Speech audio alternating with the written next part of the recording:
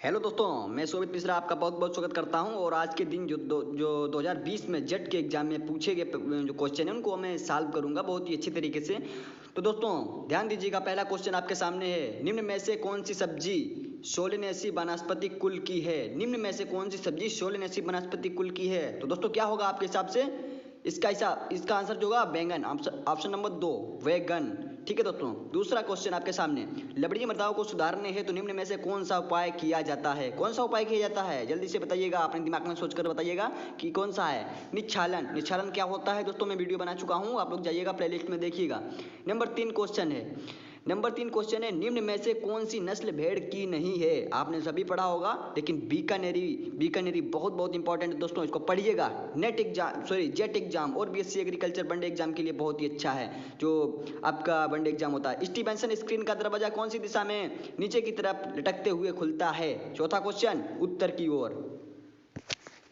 तो इसमें क्या है दोस्तों, उत्तर की ओर खुलता है। उसके बाद में 5वां क्वेश्चन है, जलवायु शब्द की उत्पत्ति किस भाषा के शब्द से हुई है। तो क्लाइमेट शब्द की जो उत्पत्ति है वो किस भाषा से हुई है। आपके हिसाब से क्या लगता है, मेरे हिसाब से तो ग्रीक है। ठीक है, तो दोस्तों जलवायु शब्द की उत्पत्ति ग्रीक भाषा से हुई है।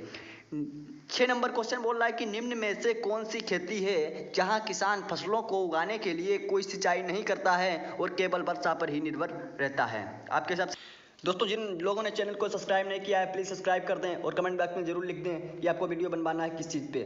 नंबर 4 ऑप्शन है रेनफेड खेती नंबर 4 ऑप्शन है। क्वेश्चन नंबर 7, चलिए क्वेश्चन नंबर 7 को देखते हैं, निम्न में से कौन सी शरद यानी रबी ऋतु की फसल है। तो कौन सी रबी ऋतु की फसल है, इसमें आपको 4 ऑप्शन दिए हैं। तो नंबर 3 चना, ऑप्शन नंबर 3 चना। क्वेश्चन नंबर 8, निम्न में से किस फसल के दानों से गम किसे कहते हैं, गोंद को पैदा होता है।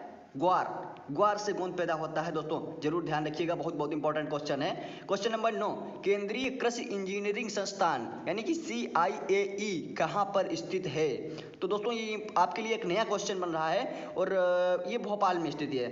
ठीक है, 9वें क्वेश्चन का आंसर ऑप्शन नंबर 1 ये भोपाल। ठीक है, क्वेश्चन नंबर 10, निम्न में से कौन सा युग्म सही नहीं है। सबसे पहला आपके सामने प्लांटेशन फसल, चावल, बेवरेज पेय फसल, चाय, सोने का धागा। 1 मिनट दोस्तों, 1 मिनट। तो आपका क्या होगा क्वेश्चन नंबर 10 का आंसर, आप लोग बताइएगा। निम्न में से कौन सा युग्म सही नहीं है, पहला ही सही नहीं है, प्लांटेशन फसल चावल। ठीक है, आपका पहला ऑप्शन सही नहीं, सही जोड़ा सही नहीं है दोस्तों। क्वेश्चन नंबर 11, गाजर घास है, पार्थेनियम खरपतवार। ठीक है, क्वेश्चन नंबर 12, निम्न में से किस नाइट्रोजन युक्त उर्वरक में प्राथमिक पोषक तत्व की तुलना में द्वितीयक पोषक तत्व अधिक होता है। तो आपको क्या लगता है क्वेश्चन नंबर 12 में कौन सा ऑप्शन होगा। तो इसमें ऑप्शन दिया है अमोनियम सल्फेट। दोस्तों अमोनियम सल्फेट और कैल्शियम सल्फेट को जरूर याद करके जाइएगा, कितना नाइट्रोजन होता है, क्या होता है, आता है। क्वेश्चन नंबर 13, एक ही ऋतु में एक साथ गेहूं चना की फसल बिना अलग अलग कतार में बोने को क्या कहते हैं। तो आपको क्या लगता है क्वेश्चन नंबर 13 का आंसर क्या हो सकता है। आपको 4 ऑप्शन दिए हैं दोस्तों, एक बार अपने मन में जरूर सोचिएगा दोस्तों और उसके बाद में क्वेश्चन को रिप्लाई कीजिएगा। तो आपको क्वेश्चन नंबर 13 का क्या लगता है कि एक ही ऋतु में एक साथ गेहूं चना की फसल बिना अलग अलग कतार में बोने को कहते हैं मिश्रित फसल। ठीक है, 13 नंबर का ऑप्शन नंबर 1। 14 नंबर, निम्न में से कौन सा एक लघु दिवस वाला पौधा है। निम्न में से कौन सा एक लघु दिवस वाला पौधा है, यानी कि जो छोटे दिवस, जो छोटे मतलब एक शॉर्ट डे वाला प्लांट है। तो 14 नंबर का जो दोस्तों ऑप्शन है आपका, पहला ऑप्शन गेहूं, दूसरा जौ, तीसरा चावल। तो तीसरा ही ऑप्शन आपका सही है, तीसरा चावल। 14 का option number 3 is the right answer. Question number 15, pride of India निम्न में से किसकी उन्नत किस्म है। बहुत बहुत इंपॉर्टेंट है दोस्तों, pride of India. Pride of India एक नई वैरायटी है, निम्न में से किसकी उन्नत किस्म है, क्वेश्चन नंबर 15 बोल रहा है। तो आपको क्या लगता है, फूल गोभी, टमाटर, पत्ता गोभी, ब्रोकली, 4 में से कौन सा ऑप्शन होगा इसमें जो करेक्ट आंसर होगा। तो दोस्तों मैं आपको बताना चाहूंगा, करेक्ट आंसर है 3 नंबर पत्ता गोभी। पत्ता गोभी is the right answer. Question number 16, मृदा में रंध्रावकाश का प्रतिशत कितना होगा यदि स्थूल घनत्व 1.4 ग्राम प्रति घन सेंटीमीटर व कण घनत्व 2.65 ग्राम प्रति घन सेंटीमीटर है। तो क्वेश्चन नंबर 16 का कौन सा आंसर होगा, कौन सा ऑप्शन नंबर सही लगता है आपको, पहला 43, दूसरा 53, तो तीसरा क्वेश्चन नंबर 16 का option number 3 is the right answer 47। दोस्तों नेक्स्ट क्वेश्चन की तरफ चलते हैं, नेक्स्ट क्वेश्चन की तरफ। क्वेश्चन नंबर 17, निम्नलिखित तरीकों में से कौन सा तरीका है जो ज़्यादा ढलान में मिट्टी के कटाव को कम करता है? दोस्तों क्वेश्चन को समझिएगा, उसके बाद में सोच समझ के आंसर को दीजिएगा। तो ऑप्शन नंबर 3 टेरेस कल्टीवेशन। कौन सा? Terrace cultivation. नेक्स्ट क्वेश्चन है आपका 18 नंबर, निम्न में से कौन सी मृदा में सबसे अधिक जल धारण की क्षमता होती है? तो मृतिका, ठीक है, मृतिका में होती है। क्वेश्चन नंबर 19, निम्न में से कौन सा पोषक तत्व धनायन व ऋणायन दोनों रूप से पौधे को शोषित करते हैं? तो नाइट्रोजन है। क्वेश्चन नंबर 20, इसबगोल का वनस्पतिक नाम? प्लांटेगो ओबेटा।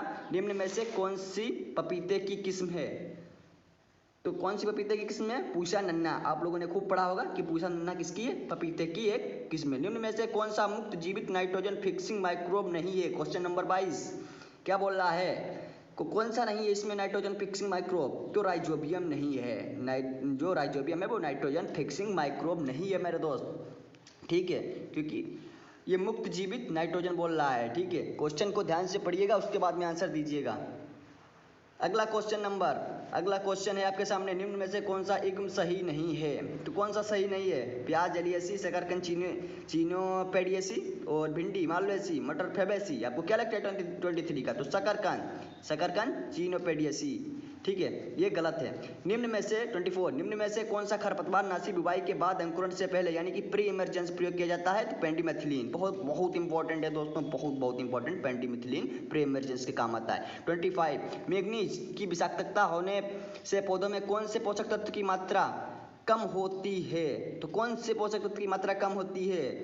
अगर मैग्नीज ज़्यादा टॉक्सिक हो जाता है पौधों में तो किसकी मात्रा कम हो जाती है? 25 का कौन सा ऑप्शन होगा? तो दोस्तों जो 25 क्वेश्चन है उसका आपका जो आंसर होगा क्या होगा? आप लोग सोचिएगा एक बार, उसके बाद मैं आपको ऑप्शन बताऊंगा। पहला कैल्शियम, फास्फोरस, नाइट्रोजन और चौथा ऑप्शन जो दिया है जस्ता दिया है। दोस्तों एक बार ऑप्शन को जरूर देख लिया करो, अगर क्वेश्चन नहीं आता है तो एक बार ऑप्शन को जरूर देख लिया करो, हो सकता है ऑप्शन देखने से आपको पता चल जाए। तो मेरा कहना है कि ऑप्शन जरूर देख लिया करो एक बार, ठीक है। तो इसमें कौन सा ऑप्शन होगा दोस्तों? आप लोग बताइएगा इसमें कौन सा ऑप्शन होगा। दोस्तों ऑप्शन जरूर देख लिया करो, क्योंकि मैंने देखा है कई बार कि लोग ऑप्शन नहीं देखते हैं। 26, निम्न में से किस वैज्ञानिक प्रक्रिया द्वारा फसलीय पौधों को कुछ वांछित पोषक तत्वों से समृद्ध किया जाता है? मतलब 26 को समझिएगा, तो बायोफर्टिफिकेशन के द्वारा।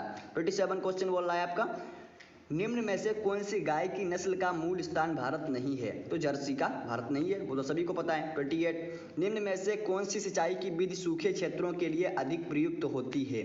तो कौन सी है? तो बौछारी सिंचाई विधि, ठीक है। कौन सी है? बौछारी सिंचाई विधि, गांठ बांध के रखिएगा। 29, क्रैकिंग, यानी कि क्रैकिंग किस प्रकार की मिट्टी का सामान्य विशेषता है? तो काली मृदा, ठीक है। ये सॉइल साइंस का क्वेश्चन बहुत इंपॉर्टेंट है। क्वेश्चन नंबर 30, निम्न में से कौन सा युग्म सही नहीं है? तो आपको क्या लगता है इसमें कौन सा सही नहीं है? आपको क्या लगता है कौन सा निर्देशालय संस्थान इस जगह पे नहीं है? तो ऑप्शन नंबर 4 राष्ट्रीय बीजीय मसाला अनुसंधान केंद्र जो जयपुर में है, ये गलत है आपका, ठीक है, इज द रॉन्ग आंसर, ठीक है। 30 नंबर 31, निरपेक्ष आर्द्रता एब्सोल्यूट ह्यूमिडिटी को दर्शाया जाता है। दोस्तों एक बार इंग्लिश में भी देख लिया करो, चेक कर लिया करो, कभी कभी प्रॉब्लम्स होती है, इसीलिए ये बहुत इंपॉर्टेंट होता है, ठीक है। एक बार इंग्लिश का रुख जरूर कर लिया करो अगर आपको हिंदी और इंग्लिश दोनों दिया है, क्योंकि दोस्तों कभी कभी हिंदी में प्रॉब्लम्स आ जाती है, नहीं आता है तो वो इंग्लिश में आसानी से क्वेश्चन हो जाता है। तो दोस्तों इस क्वेश्चन का आंसर कमेंट बॉक्स में लिखा जाएगा, आप लोग बताइएगा आपके हिसाब से क्या होगा। 32 का ऑप्शन क्या है? लोहा, ठीक है। दोस्तों टाइम नहीं है, थोड़ा ज़्यादा वीडियो ना हो, लंबा वीडियो ना हो। लाइकेन किस वायु संदूषक के प्रति संवेदनशील है? तो SO2, किसके प्रति? SO2। 34, निम्न में से किस पशु उत्पाद में प्रोटीन की मात्रा सबसे अधिक होती है?